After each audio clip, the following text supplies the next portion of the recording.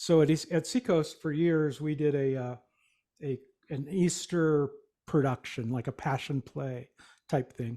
One of my first years there, I drew the short straw, so I was kind of, I don't know what you'd call it, technical director, maybe helped with special effects and lighting and things like that. And I don't know where this tradition had come from, Greg. Maybe you could explain it better. But at the resurrection, most churches, when they would do a passion play, they'd have a resurrection and Jesus would come out at the front of the tomb. But at Seacoast, Jesus would would rise out of the top of the tomb, like literally rise out of the tomb, which, as the singer on stage was singing "Arise, My Love," it somehow matched the tone. I don't know, but this particular year, I'm in charge of the tech.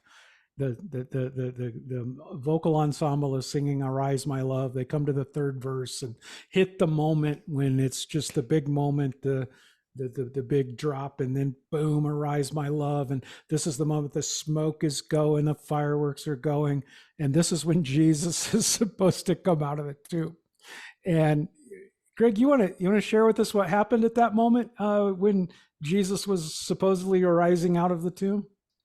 Well, as I remember it, the Jesus character was on a lift. Yeah. It was actually behind the tomb. Yeah. And at that moment, the lift kind of got stuck, only it didn't stick like halfway up or anything. It would go up and then come back down and go up and come back down and go up. And Jesus would get his head just barely above the edge of the tomb, and then it would go back down. And yeah, it wasn't good. It wasn't a good look at all. It wasn't. And so what would normally happen is he would rise on this lift, and then he would step off of the lift into the balcony.